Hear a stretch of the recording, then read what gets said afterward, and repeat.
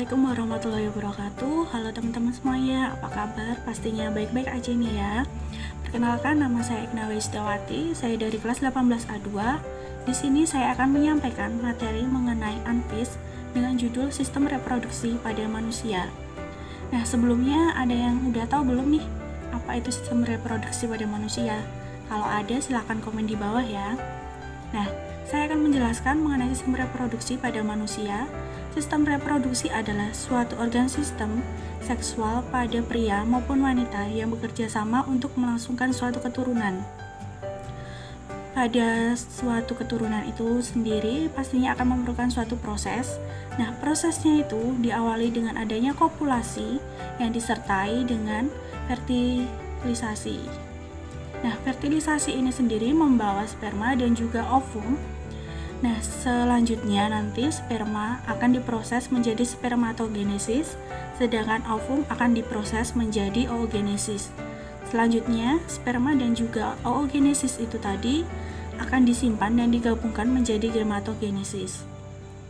Pada selanjutnya yang akan saya bahas, karena organ reproduksi pada manusia itu dibagi menjadi dua, yang pertama pada pria dan juga wanita. Yang pertama, saya akan membahas mengenai organ reproduksi pada pria. Nah, for your information ya guys, kalau sistem reproduksi pada pria ini terdapat dua fungsi. Yang pertama itu sebagai pembentukan sel sperma, yang kedua sebagai pelepasan sel sperma menuju ke sel kelamin wanita. Nah, sistem reproduksi pada pria ini terdapat 10 bagian. Ingat, 10 bagian.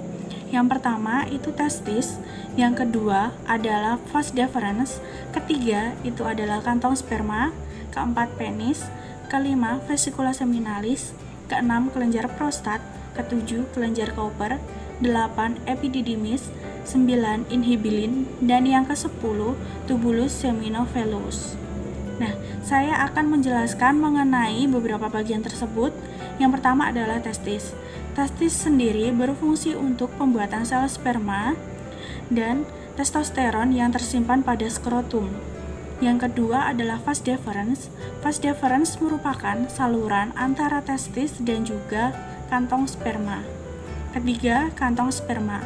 Kantong sperma berfungsi untuk menampung sel sperma sebelum proses terjadinya ejakulasi. Keempat adalah penis. Penis sendiri terbagi menjadi dua. Yang pertama adalah glans dan juga batang. Untuk glansnya sendiri itu merupakan tempat keluarnya air mani atau air seni. Sedangkan pada batangnya sendiri terbagi menjadi dua bagian. Yang pertama adalah spons dan juga pembuluh darah. Lalu yang kelima adalah vesikula seminalis yang berfungsi untuk menghasilkan cairan semen. Dan yang keenam, kelenjar prostat yang berfungsi untuk mengatur sirkulasi air mani. Ketujuh adalah kelenjar Cowper yang berfungsi untuk menghasilkan cairan sebelum ejakulasi. Kedelapan adalah epididymis yang berfungsi untuk menyimpan sperma sebelum berhubungan seksual. 9 adalah inhibilin, yaitu membantu pelepasan hormon FSH dan juga LH. 10 tubulus seminovelus yang berfungsi sebagai tempat terjadinya spermatogenesis. Setelah kita tadi membahas mengenai gambaran umum sistem reproduksi dan juga sistem reproduksi pada pria, kini saatnya kita akan membahas mengenai sistem reproduksi pada wanita. Nah, untuk teman-teman wanita semuanya, kalau ada yang ingin menambahkan mengenai materi ini bisa tulis di deskripsi, di komen deskripsi maksud saya. Nah, di sini saya akan membahas tentang sistem organ reproduksi pada wanita. Sistem reproduksi pada wanita ini sendiri terbagi menjadi 3 bagian. Yang pertama adalah ovarium, yang kedua tuba fallopi, dan yang ketiga adalah vagina. Saya akan membahas satu persatu mengenai 3 bagian tadi. Yang pertama adalah ovarium. Ovarium berfungsi untuk menghasilkan sel telur atau ovum dan terletak di bagian pinggang sebelah kanan maupun sebelah kiri dari seorang perempuan, dan diselimuti oleh kapsul pelindung, serta terdapat folikel yang melindungi sel telur yang berfungsi untuk menyediakan makanan serta melindungi sel telur. Yang kedua adalah tuba fallopi.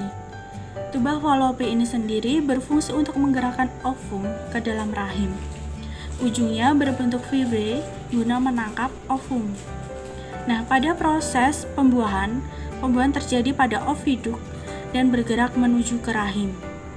Rahim sendiri merupakan tempat perkembangan embrio sampai menjadi bayi.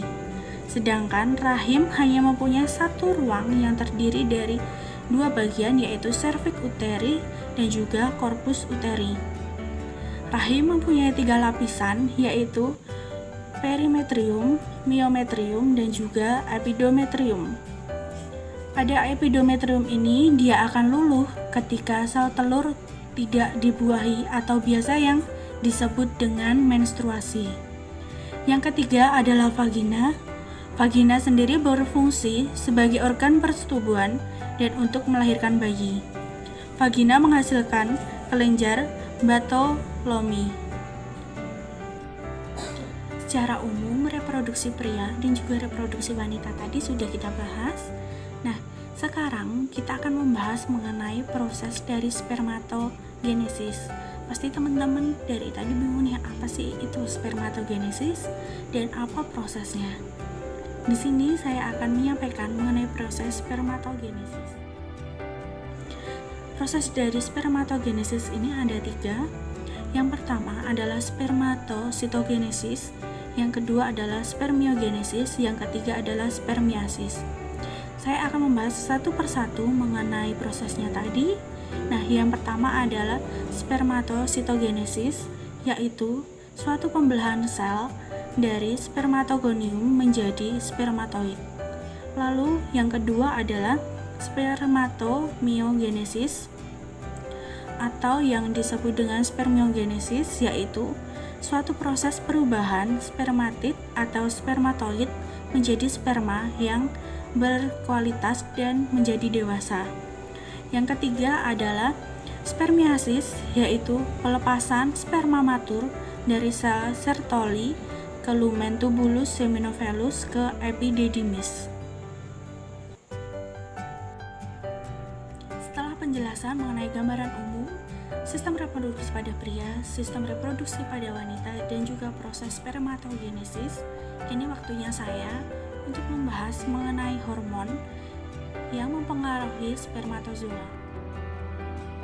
Nah, beberapa hormon ini yang pertama adalah kelenjar hipofisis, yang kedua adalah LH, yang ketiga FSH, dan yang keempat adalah hormon pertumbuhan. Saya akan menjelaskan lagi mengenai hal itu. Kelenjar hipofisis adalah yang menghasilkan hormon FSH untuk merangsang sel Sertolid guna menghasilkan ABP, dan hormon LH untuk merangsang sel Leydig guna menghasilkan hormon testosteron. Yang kedua atau yang terakhir adalah hormon pertumbuhan. Hormon pertumbuhan ini sendiri berguna untuk meningkatkan pembelahan awal dari spermatogenesis. Baik, dari penjelasan saya tadi dapat disimpulkan bahwa sistem reproduksi adalah suatu sistem organ seksual yang bekerja sama untuk melangsungkan suatu keturunan. Lalu, organ reproduksi pria sendiri terbagi menjadi 10. Masih ingat dong ya pastinya teman-teman. Nah, yang pertama itu adalah testis, yang kedua adalah vas deferens, ketiga kantong sperma, keempat adalah penis, kelima vesicula seminalis, 6 kelenjar prostat, 7 kelenjar Cowper, 8 epididymis, 9 inhibilin, dan ke-10 tubulus seminovelus. Sedangkan untuk organ reproduksi pada wanita sendiri, itu antara lain terdiri dari 1 vagina, yang kedua tuba fallopi, dan yang ketiga adalah ovarium. Sedangkan untuk proses terjadinya spermatogenesis, yang pertama itu adalah spermatositogenesis, yang kedua spermiogenesis, yang ketiga spermiasis. Sedangkan untuk hormon pembentukan dari spermatozoa itu sendiri itu ada 4. Ingat, 4. Yang pertama adalah kelenjar hipofisis, yang kedua LH, ketiga FSH, dan yang keempat adalah hormon pertumbuhan. Nah, bila dari teman-teman ada yang ingin ditanyakan atau menambahkan sedikit tentang ilmu ini, bisa komen di kolom komentar. Dan bila ada salah kata dari saya mohon maaf. Wassalamualaikum warahmatullahi wabarakatuh.